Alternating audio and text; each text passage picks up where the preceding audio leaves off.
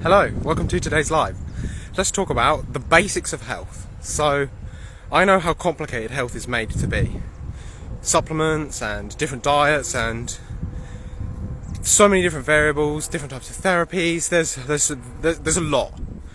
And with this level of complexity, it's very easy to forget the basics, to miss out on the absolute, we'd say the bread and butter, but maybe that's not the most appropriate with what bread and butter are nowadays. But the most basic parts of health and wellness. So, first of all, we are animals.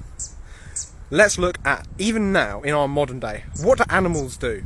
What do healthy animals do?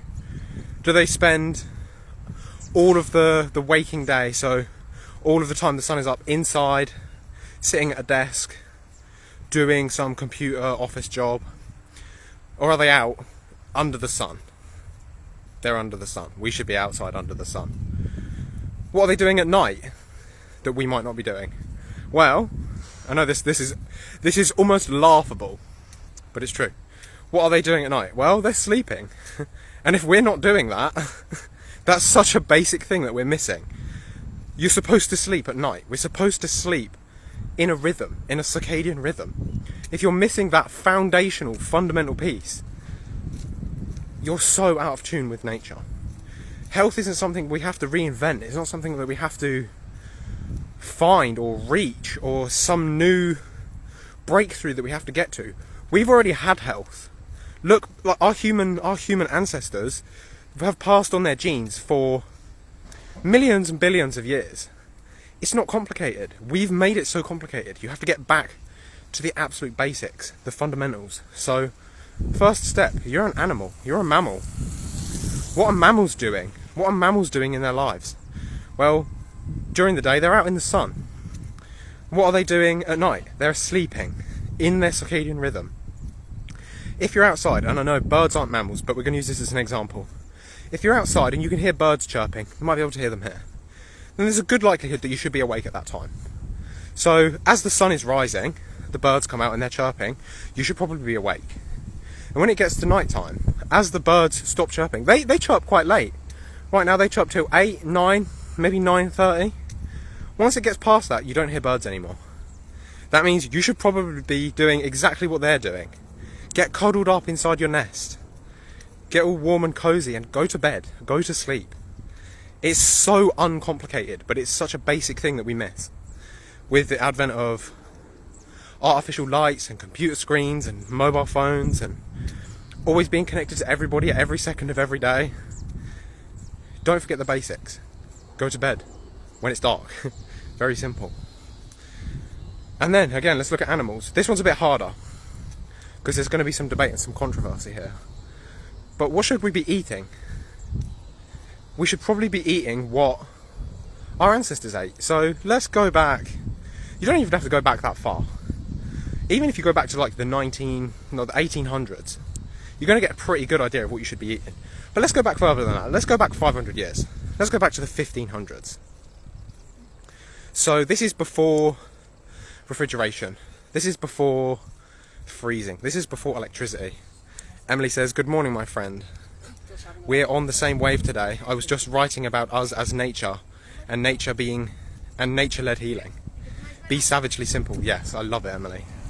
Fantastic. Yeah. We overcomplicate everything so much. There's another quote. I think you will like this one, Emily. Simplicity is the highest form of sophistication. If you want to build a sophisticated healing protocol, make it so stupidly simple.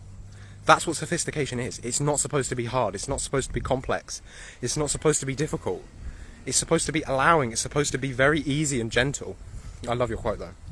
Be savagely simple. True. In all things, you don't have to make stuff complicated. You don't need a complicated business plan. You don't need complex plans around your relationships. Just make it simple. Find the truth and stick with it. Be honest. Have integrity. Very simple. Back to diet. Let's look at diet. So, this one's more difficult because it's a bit controversial. But what I'll do is, let's go back 500 years or so, and let's look at all different diets that different cultures would have had at this time. So, this is actually a time before veganism. So I'm excluding veganism from this discussion because it's my video, so I can do what I want. I'm excluding veganism from this video. So veganism, I'm not including that. If you look at all societies at this point on Earth, you have 4 primary sticking points, 4 primary points of agreement that are an integral part of every single diet. Oh, we got some more comments here. Oh, Brett says, I sadly attacked my body and it ruined my life and stole all my money. Yeah, that's funny. That is really funny. Because it's true, you spend so much trying to reclaim your health. But it can be simple. You've got to remember, your health actually comes from your body. All the supplements, the diet, all the crazy stuff you do is simply facilitating healing within your body. It's an endogenous process. It comes from within you. It's not external. So we've got 4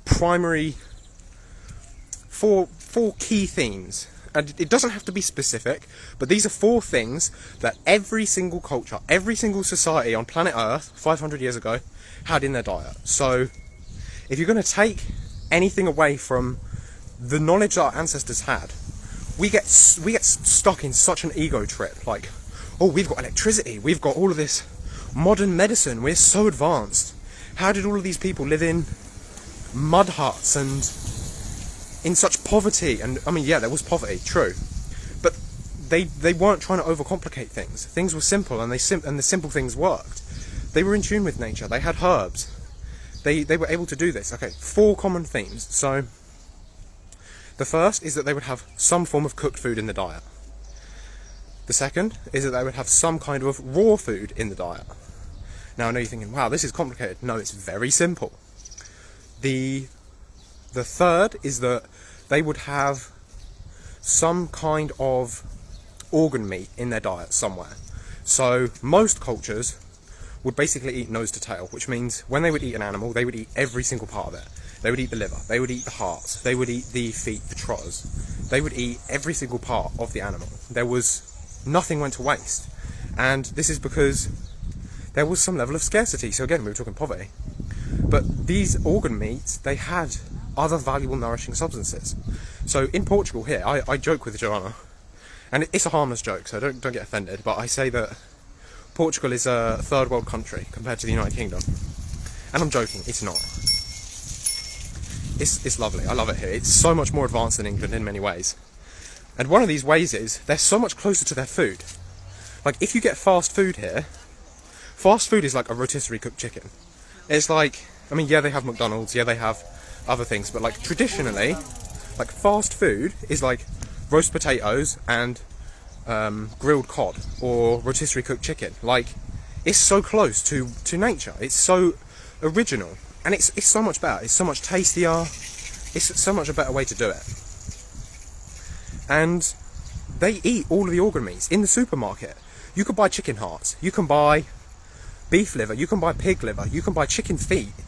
Like, if you talk about this in England, people look at you like you're absolutely mental. They're like, why the hell would you be eating that when you could eat the premium, dry, plain chicken breasts? Like, I was joking with Joanna's parents. I was saying, if you want to be adventurous in the UK, instead of eating a chicken breast, you have like chicken thighs or chicken wings. Like, that's adventurous. Whereas over here, they're eating like the stomach lining of the chickens, the gizzards, the things that they used to break the grains down.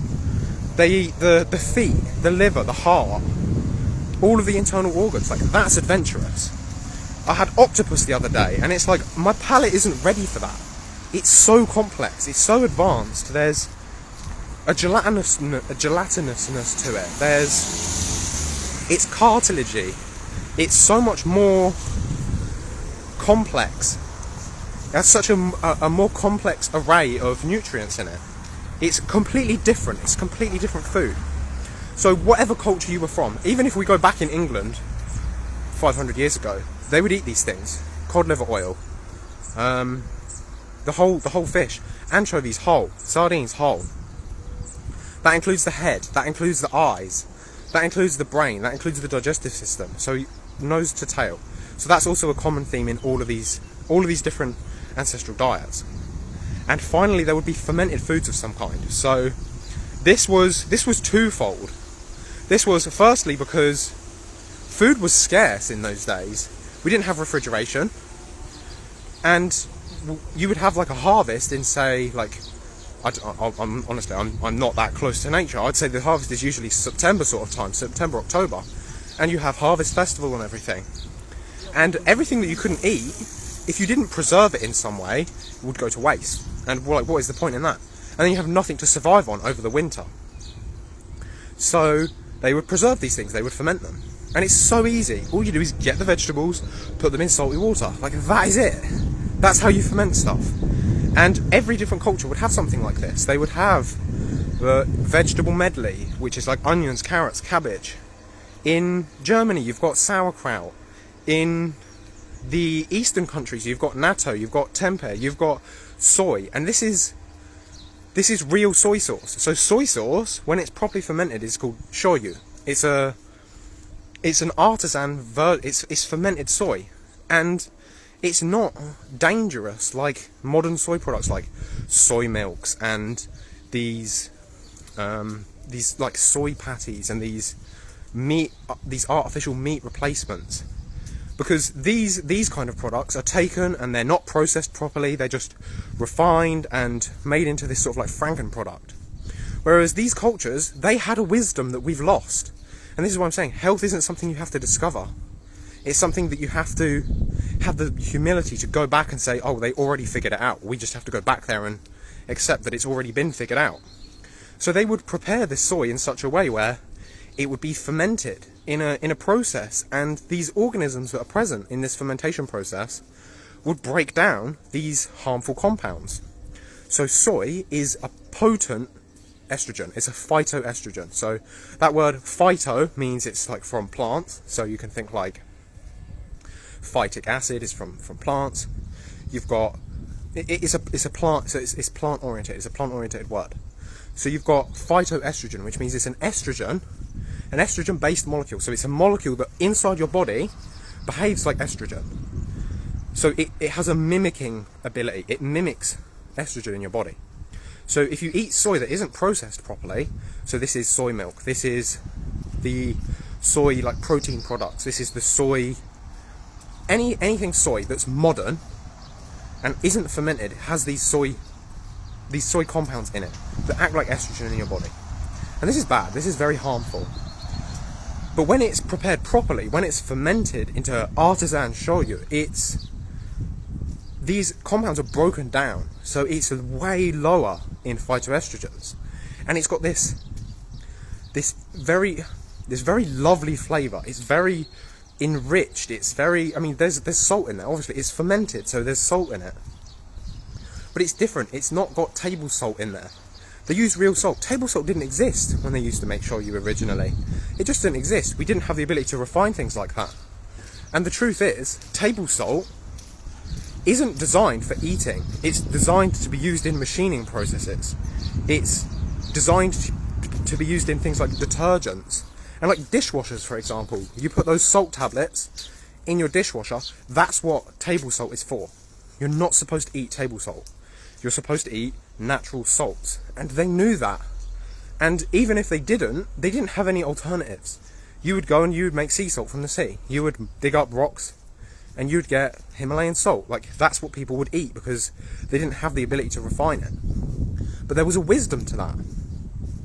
So by incorporating these 4 principles into your diet, we can go back and we can effectively tap into the ancestral knowledge that every single culture on Earth had before we came along and invented machinery and came up with ideas like a vegan diet and decided that we wanted to pull ourselves away from this intelligence that we already had. And these cultures, they not everyone, but there was definitely more of a connection on understanding that health isn't just a byproduct of the physiology and the physics and the things you eat. There's an energy to it, there's a spirituality, there's religion, there's belief, there's something more. So don't forget that either. With our modern medicine, it's very easy to say, oh, you've got this problem, you need this medication, it's purely physiological.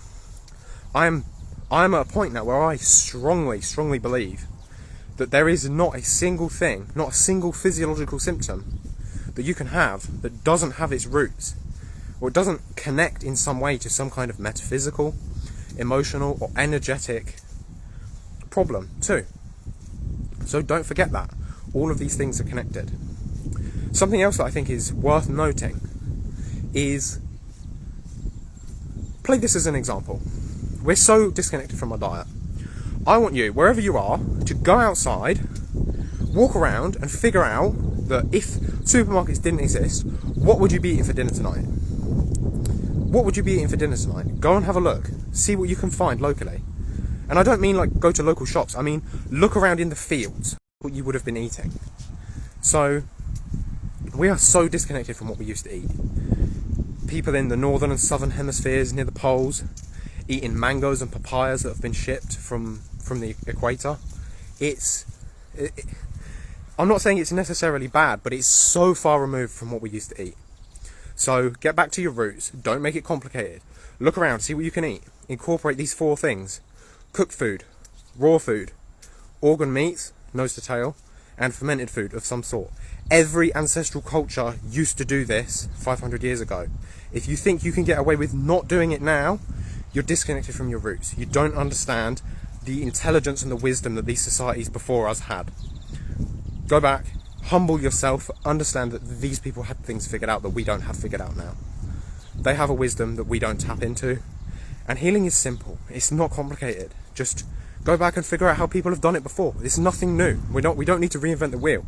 It's already been invented. Just go back and look at how they did it. Everything from me today. I'll see you soon. Have a lovely day. Ciao.